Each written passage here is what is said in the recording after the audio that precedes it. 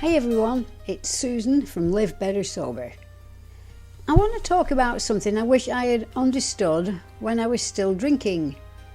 Back then I thought my drinking problem started when I poured the first drink. I thought the battle started at 8 o'clock at night, or whenever I opened the bottle.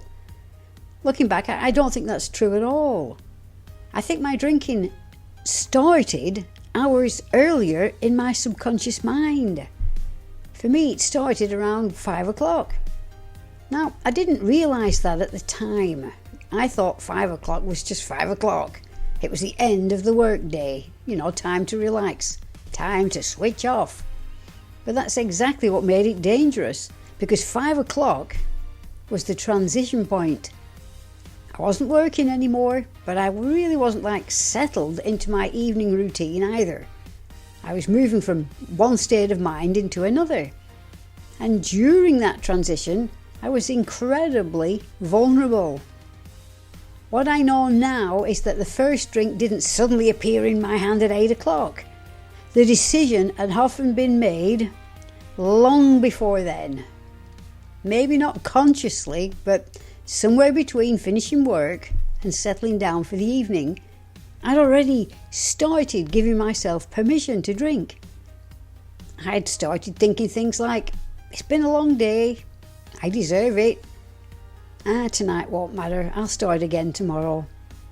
And once those thoughts got going, the outcome was already decided. The actual drinking was just the final step. The self-fulfilling prophecy. That's why I think so many people focus on the wrong part of the evening. They're trying to fight the craving when it's already in full swing. They're trying to win a battle that started hours earlier. Now, what if the real opportunity isn't at 8 o'clock? What if it's at 5 o'clock? What if the goal isn't to resist a craving? What if the goal is to interrupt the process that creates the craving? When I look back now, I can see all kinds of things I could have changed. I could have gone for a walk, made a cup of tea. I could have just simply changed rooms. I could have listened to music. I could have done anything that broke the automatic path from work mode into drinking mode. Because that's what it had become for me. A path. Not a decision. A path I walked so many times that I stopped noticing I was walking on it. And that's what I want to... Easy for me to say, and that's what I want people to think about. Not just what happens when the urge arrives, but what happens before the urge arrives. What happens during that transition period? What thoughts show up? What routines kick in? What signals tell your brain that drinking time is approaching? Because if you can change those signals, you may find that the urge itself starts to lose some of its power.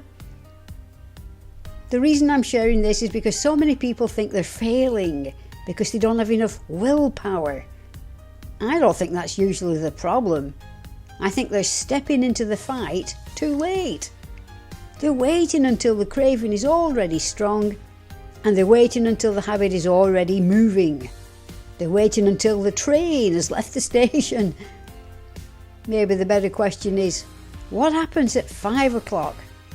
Because for a lot of us, that's where the evening begins.